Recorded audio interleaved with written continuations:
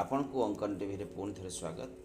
आज आम नहीं आसचु एक औषधीय वृक्ष जहाँ आम बहुत उपकारी अटे।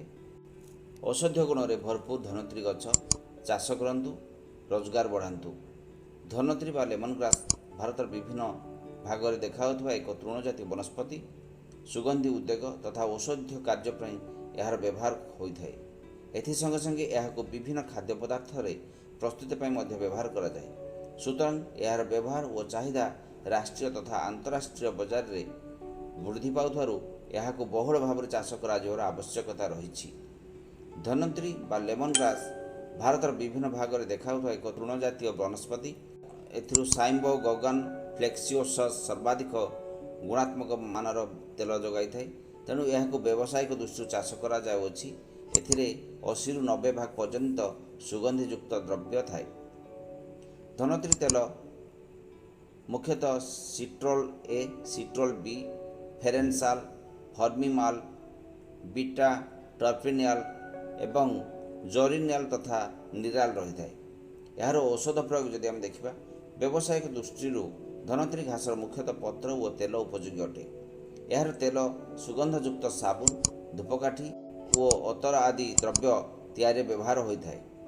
यही तेल रे बैक्टेरिया वृद्धि रोकबार क्षमता थिबारु यहाकू ज्वर उपचार व्यवहार करा जाय थाए। यहाकू पानीय रे सुगंधी वृद्धि व्यवहार करा जाय।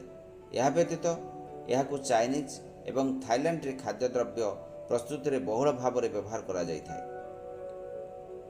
यार पत्र खूब उपयोगी। यहाकू चा प्रस्तुति रे व्यवहार करा जाय थाए। हर्बाल टी प्रस्तुत करा जाय थाए। यार पत्र ज्वर समय तापमात्रा कमाइबारे व्यवहृत होता है। यह आंठुगंठी दरज, मूत्रजनित रोग और अम्ल समस्यार उपचार पाई व्यवहार करा जाय थाए। यार चाष प्रणाली जदि आम देखा प्रथम जलवायु देखा उष्म आर्द्र जलवायु रे एही तृण भल भाव में बढ़ी थाए। वर्ष सारा उपयुक्त परिमाण रे वर्षा हेले एही फसल उत्तम अभिवृद्धिर सहायक होता है। जलसेचन ठीक भाव में नहेले शुष्क स्थान रे यार क्रियाशील तत्व ह्रास पाई थाए। जदि आम देखा जमी प्रस्तुति और रोपण पद्धति रे वर्षा आरंभ पूर्व भल भाव में 2-3 थर चाष करने उचित। माटी को भल भाव में गुंड कर हेक्टर प्रति 10 गाड़ी गोबर खत, 20 ग्राम आल्डिन डस्ट, 50 किलोग्राम सुपर और 30 किलोग्राम पोटास मिसाई दि जाए। वर्षा पाग देखि पुआ चार को माटी खोली धाड़ी धाड़ी करी पोती दि जाए। गछरु गछ दूरता मध्य 50 सेंटीमीटर व्यवधान रहिबा दरकार। 8 ରୁ 10 सेंटीमीटर गभीर गात खोली प्रति गातर 2टी लेखा पुआचारा लगाई सारी मूल को माटी सहित चापी दि जाए। वर्षा दिने चारा लगाइबार जमीर आउ जलसेचन आवश्यकता हुए नहीं। चारा लगाइबार 10 दिन पर्यंत जदि वर्षा न हुए तेबे जमीर पानी मड़ाइबा आवश्यक अटे। जदि यार घास और कड़ा खसा सार प्रयोग देखा गछ लगाइबार 25 ରୁ 30 दिन पर जमी को खुसाई अनाबाना घास परिष्कार करा जाए एवं हेक्टर प्रति 60 किलोग्राम नाइट्रोजेन सार प्रयोग करा जाए। धनत्री घास 3 मास बढ़ला पर बुदार 15 सेंटीमीटर ऊपर कटा जाए। घास काटिया पर जमी को पुनर्बार खुसाखुशी करी हेक्टर प्रति 50 किलोग्राम सुपर, 30 किलोग्राम पोटास और 20 किलोग्राम जैवक्षारजान सार प्रयोग करा जाए। एहीपरि कले हेक्टर प्रति 10 ରୁ 15 टन पर्यंत कंचा धनत्री घास मिलता है एवं अमल परिमाण धीरे धीरे वृद्धि पाई थाए। काटिबारे विलंब हेले घासर कांड बढ़ी थाए जहाद्वारा पत्र थिबा तैल अंश कमी जाए थाए।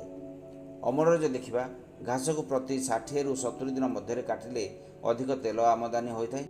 निपाणिया जमी उक्त चाष रु 3 थर अमल मिलता है किंतु जलसेचन जमी चाष कले 5 ରୁ 6 थर अमल करा जाई पारिबो।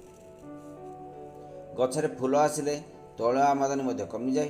तेणु अक्टोबर ठारू जून मास पर्यंत प्रति 60 ରୁ 70 दिन व्यवधान रे अमल कले अधिक परिमाण सुगंध तैलर आमदानी होता है। जदि रोगपोक नियंत्रण व्यवस्था पर देखा धनत्री घास को साधारणतः कौन रोगपोक प्रभावित कर फल प्रतिषेधकर आवश्यकता पड़े ना। शीत ऋतु में अधिक काकर पड़े धनत्री गछ बढ़िबार बाधा प्राप्त हुए। बुदा गुड़िक पुराणा हो गले 7 ରୁ 10 वर्षर बुदा को बुदा लगा जाए एवं यार मूल सुखी जाए उई धरे। तेणु यही बुदा गुड़िक ବର୍ଷା ଦିନ ପୂର୍ବରୁ ପୋତିଦେଲେ ଗଛର ବହୁଳତା କମିଯାଏ ଏବଂ ନୂଆ କୁଆଁ ବାହାରି ପୁନର୍ବାର ଅଧିକ ଅମଳକ୍ଷମ ହୁଏ। ଏହିପରି ଔଷଧୀୟ ବୃକ୍ଷ ବିଷୟରେ ଜାଣିବା ପାଇଁ ଆମ ୟୁଟ୍ୟୁବ୍ ଚ୍ୟାନେଲ୍ ଅଙ୍କନ ଟିଭିକୁ ସବସ୍କ୍ରାଇବ୍ କରନ୍ତୁ ଏବଂ ଅନ୍ୟମାନଙ୍କ ପାଇଁ ସେୟାର କରନ୍ତୁ।